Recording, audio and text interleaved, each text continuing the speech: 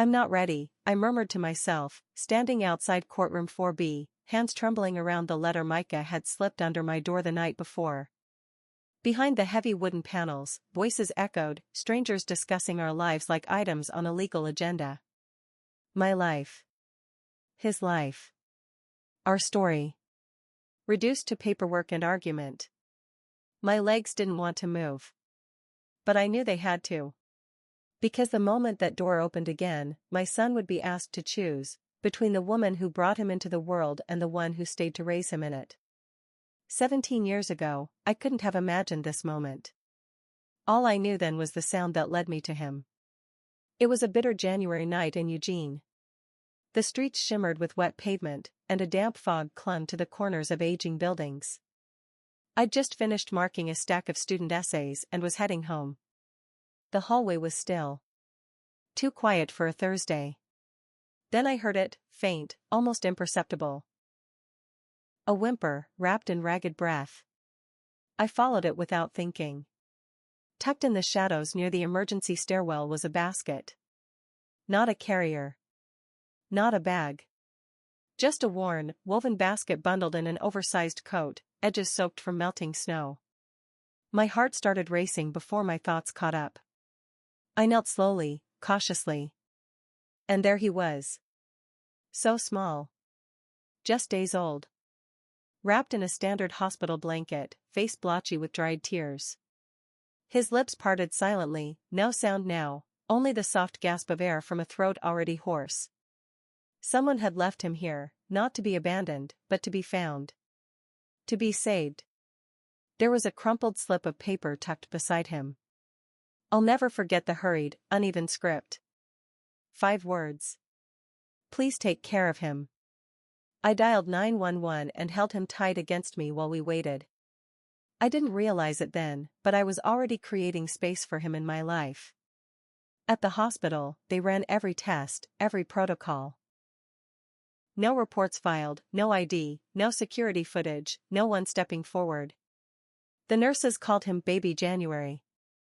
I called him mine, even if only in silence. They said the state would assign temporary custody. But I couldn't walk away. Before they even asked, I was signing forms. Telling caseworkers my intentions. I wasn't married. I didn't own a home. I didn't have much money. But I had a name, Micah.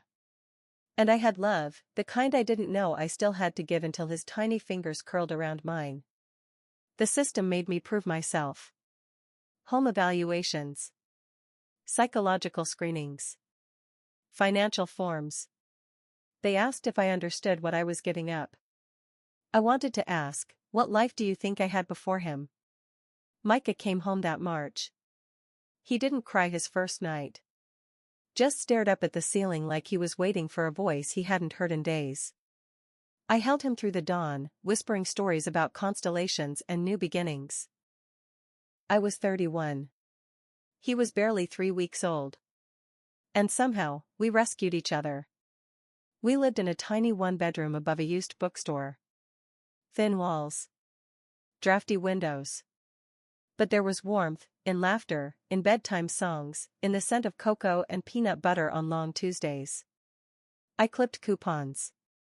Picked up extra tutoring hours. Sold my dad's guitar to afford Micah's first crib. No one offered help.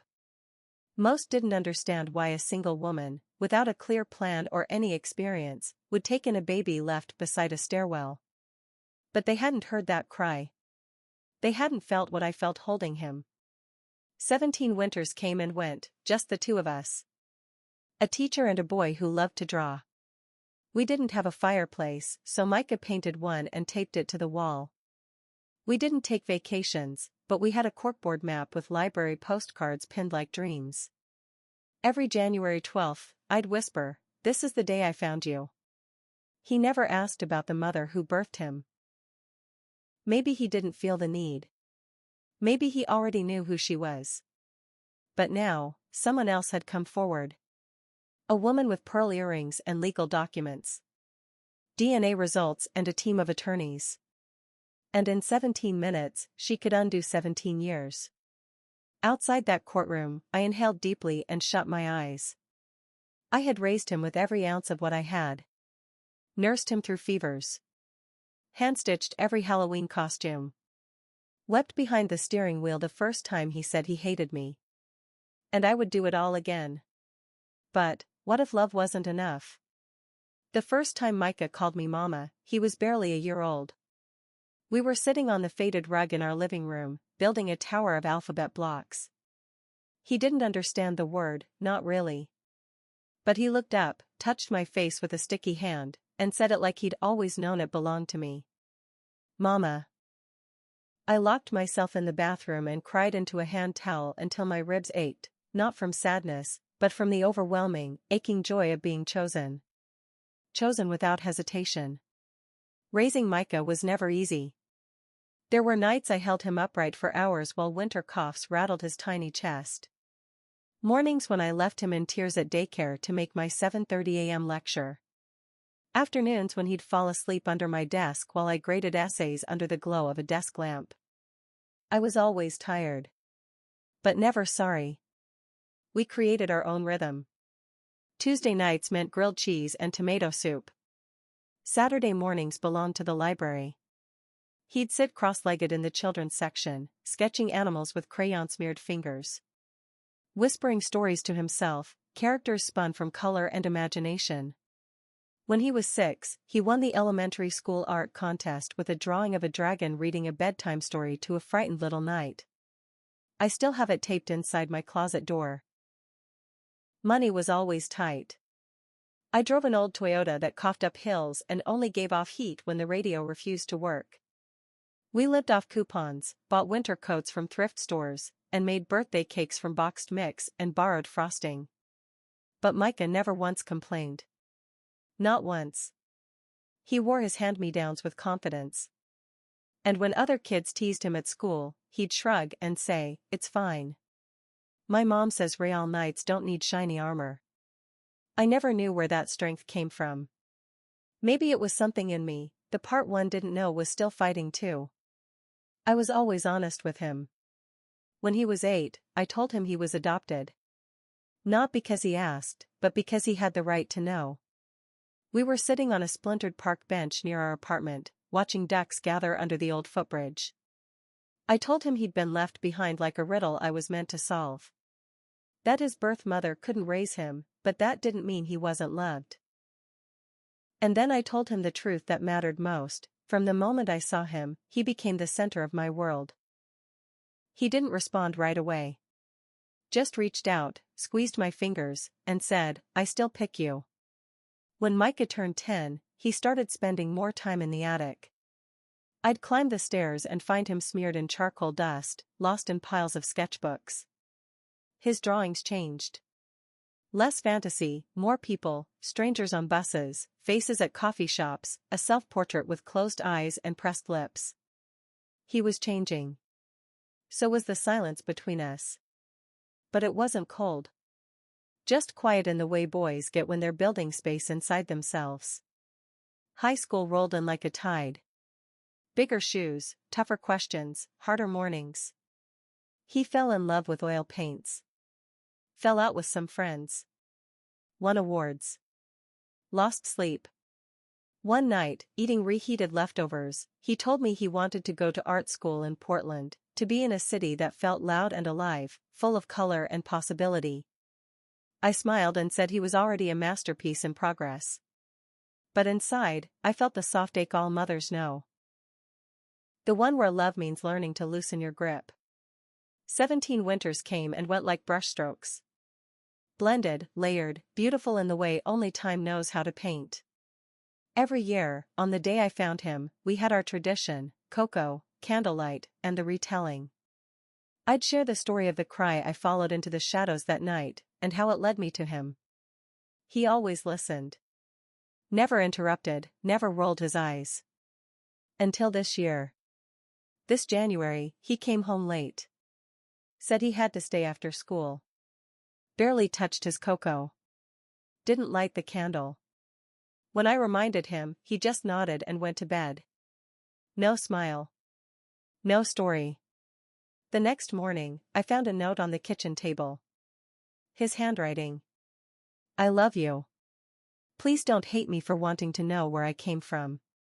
I stood there in my robe, reading until the letters blurred. Something had shifted. I'd always told him he could open that door if he ever wanted to. I just never imagined he'd walk through it without me. She showed up on a Tuesday. It was raining, as usual. Oregon always seems to have more gray than it knows what to do with. I'd just come home from work, arms full of groceries, when I saw the car. Sleek, black, idling crooked in front of our building. Tinted windows. Engine humming like it was waiting. I thought maybe a new tenant. A visitor for someone else. But then the door opened, and she stepped out. Striking, not loudly, but deliberately. Tall. Auburn hair pinned in a clean twist. Heels far too expensive for our neighborhood. A deep red coat cinched perfectly at the waist. Her eyes swept the building like it was a memory she hadn't touched in years. Then she looked at me. She smiled. I didn't. Sarah Donnelly, she said. Her voice was low and composed, the kind that never asks to speak, just does. I slowly set down the grocery bag. Tara Whitfield. She didn't extend her hand. Just let the name hang in the air between us like a spark that wouldn't die. I believe you've been raising my son. I can't describe what happened inside me in that moment. It wasn't fear. It wasn't fury. It was colder, something old. Something animal. Like every piece of me turned toward Micah without moving a muscle. I didn't answer. I just picked up the bag and walked inside. She followed. I didn't invite her. We sat at the kitchen table. She somehow made the room feel too small, like she filled space without even trying. She slid a black folder onto the table. Gold initials stamped on the front, TWW Legal Group. Of course, she had lawyers. Of course, this wasn't just a visit. She started with the kind of phrase that sounds civil but isn't. First, I want to thank you for what you've done. I know raising Micah couldn't have been easy. I said nothing. She went on. But I think it's time he reconnects with where he comes from, his roots, his lineage. Where were you 17 years ago? I asked, my voice barely above a whisper, as if I were asking the sky why it rains. I was 18. Homeless. Addicted. Afraid, she replied, face still as stone. I made a choice that saved his life. And now that I've rebuilt mine, I want to be part of his. You didn't leave a phone number. Or a name.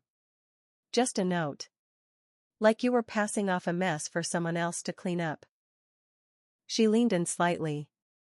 Barely touching the table. And you did. You cleaned it up beautifully. But he's still mine. No, I said, steady. Not anymore.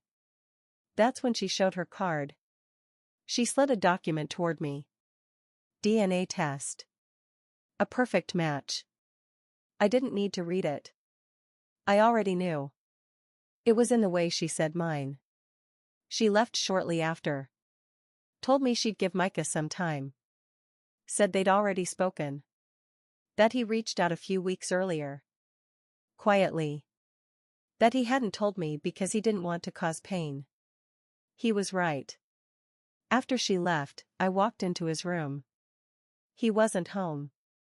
But the scent of him still lingered, paint, cedar, and that familiar trace of his shampoo. He never remembered to close the cap. I sat on his bed and picked up his latest sketchbook. The newest page showed two women, standing face to face. Their features made of mirror shards. One sharp, defined. The other soft, unfinished. In the corner, a single word was scrawled. Divide. I didn't cry that night. I couldn't. I just stared at the ceiling, waiting for morning to remind me of who I still was, or who I might still be. The days blurred after that. Micah came home less often. When he did, he was quiet. Not unkind, just careful. Like he was trying to figure out how to fit both of us in the same story, and wasn't sure there was room. She wants to take me to the coast next weekend, he said once while pouring cereal into a chipped bowl. She used to go there as a kid. Thought I might like it. I didn't tell him not to go.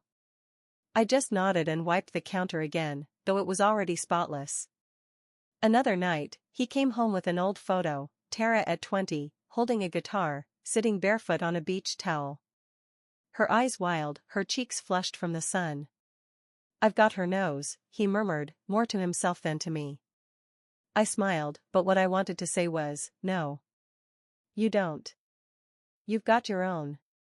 Then came the hardest part, dinner. She invited me. Maybe she thought it would bring closure, or balance, or some twisted peace offering. I don't know. She made reservations at some upscale spot downtown, dim lighting, heavy cutlery, the kind of place where the food is art and the plates are bare. I almost stayed home. But Micah asked me to go. Just once, Mom. Please. So I wore the blue dress he gave me last Christmas. He held my hand as we walked in. She was already there, seated, wearing that red coat like it meant something. We smiled. Clinked glasses. Talked about his college applications, the art scholarship. We made small talk over roasted vegetables and undersized entrees. But beneath every polite sentence, the same unspoken question hovered between us. Whose son is he? Micah sat between us like he was reading two translations of the same book, trying to make sense of the differences. After dessert, he excused himself. Just like that, it was the two of us. She looked me in the eye and said, "You know he's going to want more." "I know," I said. "And one day, he'll choose." "I already did," I replied. 17 years ago. She didn't answer. Just stared down at her untouched wine. For a moment, I almost felt sorry for her. Almost. Because motherhood isn't DNA. It's pacing the floor at 3 a.m. with a feverish child who can't keep anything down. It's giving up trips so you can afford braces. Swapping dreams for grocery money. It's watching him walk away and letting him, even when it breaks you. The letter came on a Thursday. Just a plain manila envelope, nothing special. Looked like another school update or grading memo. But the second I opened it, my hand stopped working. It was a petition. Custody review. Filed by Tara Whitfield. Her attorneys wanted a formal evaluation of what would be in the child's best interest. They used his full name, Micah Whitfield, as if it already belonged to them. I stood in the kitchen, holding the letter, my fingers trembling. The world tilted slightly. My knees held. My voice didn't rise. I just froze. Like someone had torn the reel in the middle of the film. I thought I had braced for this, for her return. But I hadn't prepared for a world where the law might actually listen. That night, I waited for Micah to come home. He was late again. When he finally walked in, his hair was damp with rain and his face flushed, like he'd been walking fast. I handed him the envelope without a word. He read it slowly. I saw the muscles in his jaw tighten, saw the red bloom in his eyes. "I didn't know she'd do this," he said, barely audible. "You reached out to her," I said. "You opened the door." "I just wanted answers." His voice cracked. "I didn't think. I don't know." He stepped back like my words had a weight he couldn't carry. "I didn't ask for this, Mom. I never wanted to pick sides. But that's what court is. A place where people pretend decisions are made with reason, not grief." The weeks that followed were like some cruel performance. Calls. Interviews. Home visits. I scrubbed the apartment like it was a stage set. Changed every burnt-out light bulb. Bought a new rug. Framed his childhood artwork and hung it in the hallway, hoping the judge would see something in it: love, time, devotion. Micah grew quieter. Not angry. Just split down the middle. I saw him staring at old photographs. He stopped leaving sketchbooks lying around. One afternoon, I walked into the kitchen and found him shredding a letter over the sink, the words dissolving into the water. I didn't ask what it said. Then came the worst morning. The day of the hearing, the city was buried in fog. Thick, still, like the world didn't want to witness any of it. I wore a navy blouse and the pearl earrings my mother left me. I don't know why. Maybe I thought if I looked the part, calm, loving, prepared, it would count for something. Tara showed up with 2 lawyers. Both men. Polished. Practiced. Experts in making 17 years disappear with a smile. I sat alone. No representation. Just me and a folder full of receipts, report cards, and old photographs with dates scribbled in the corners. Micah entered last. Everyone turned to look when he walked in. He wore a collared shirt I'd ironed the night before. His shoulders were stiff. He didn't make eye contact with either of us. The judge, a woman in her 60s, with tired eyes and a voice like weathered wood, began reading the case summary. She called Micah the minor. She called Tara the biological mother. She called me the guardian. Not once did anyone say mom. Tara's attorneys went first. They spun a narrative about redemption. About a young woman who had fallen, gotten up, and was now ready to reclaim what she'd lost. They talked about Micah's right to his roots, his bloodline, his story. One even said staying with me might limit his access to cultural identity and financial resources. I nearly laughed. Nearly. Then it was my turn to speak. I stood. My voice held steady, not a tremble, not once. I'm not here to argue genetics, I said. I'm not here to diminish her recovery or rewrite her past. I'm here because 17 years ago, I found a baby in a hallway. No name. No plan. Just a note that read, "Please take care of him." And I did. I told them about his first wobbly steps, his fear of thunder, his love for jelly beans and dinosaurs. I talked about the chickenpox at 5, the wrist he fractured at 10, the math test that made him cry at 13. But more than that, I said. I told him stories when he couldn't sleep. I let him be angry at me when he needed to be. I forgave him before he ever said sorry. I showed him how to tie a tie, how to fail with grace, how to say I'm scared without shame. I didn't bring him into this world, but I gave him a childhood. I looked from the judge to Micah, whose eyes were glassy. Isn't that what it means to be a mother? Silence followed. Not courtroom silence. Something deeper, the kind you hear in hospitals, in pews, in places where hearts break quietly. The judge didn't decide that day. She said she needed time. Said it was complicated. But outside the courthouse, the rain finally let up. Micah turned to me, really looked at me, and said something I will never forget. I don't want to lose either of you.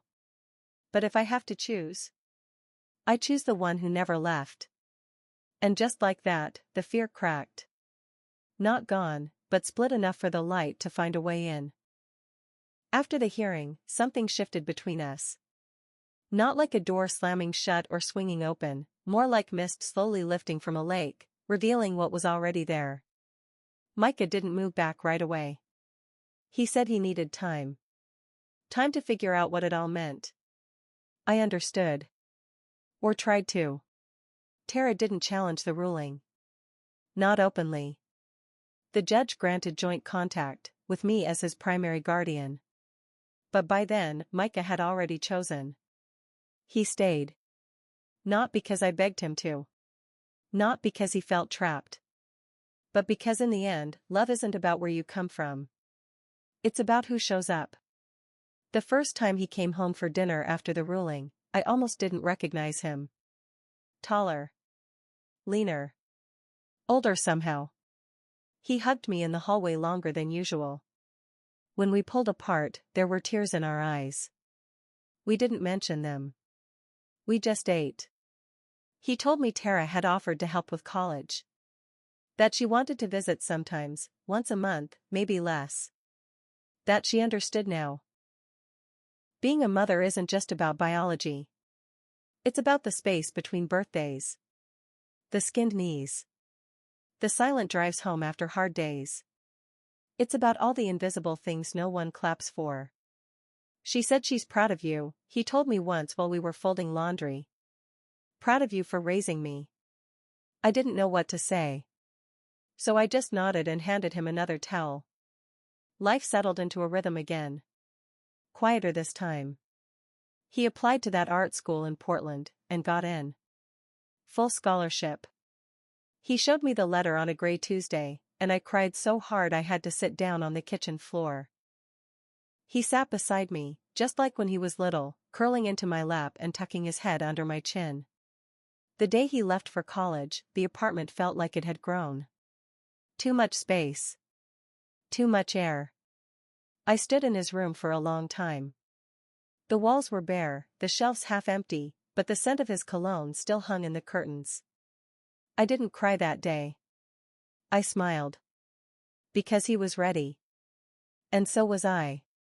Every week, he sends me a sketch. Sometimes it's a skyline. Sometimes just the view from his dorm. Once, he sent me a drawing of two women, one with auburn hair, the other with tired eyes and a soft smile, standing side by side beneath a tree. On the back, he wrote, "I come from both of you. But I belong with the one who stayed." I framed it. It sits on my nightstand now. A few months later, on my birthday, he showed up unannounced. He brought takeout, a bottle of cheap red wine, and a shoebox wrapped in brown paper. "This is from her," he said, setting it on the table. Inside were photographs, dozens. Tara at 19, holding a guitar. Tara, pregnant, outside a shelter. Hospital bracelets. And at the bottom, the original note, the one she left with Micah. And below that, a journal. "She wanted me to know the truth," he said. "And she wanted you to have it, too." I read it slowly over the following weeks. Her handwriting was small and looping, full of crossouts and smudges. She wrote about the drugs. The fear. The men. But also the dreams. The quiet hope that someone, somewhere, might give her child what she couldn't. When she wrote about me, she called me the miracle stranger. I never felt like a miracle. But maybe, in her story, I was. Years passed. Micah became an illustrator. Published children's books. Painted murals in community centers. Taught art to foster kids on weekends. He said it helped him give something back. That turning his story into color made it easier to carry. Tara passed away when he was 25. Liver failure. He was with her. Held her hand. Told her it was okay to rest. Then he called me. "Come get me," he said, voice breaking. I did. We didn't say much on the way home. But when we pulled into the driveway, he looked at me and whispered, "You're still the only place I feel safe." I didn't need anything else. Now, when people ask if I have kids, I say, yes. I have a son. He's an artist. He teaches. He heals. He loves deeply. They don't ask about DNA.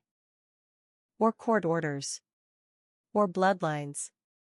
And even if they did, I'd just smile and say, he's mine.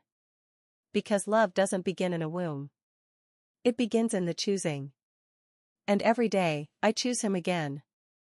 If this journey has taught me anything, it's that being a mother isn't about DNA, it's about being there.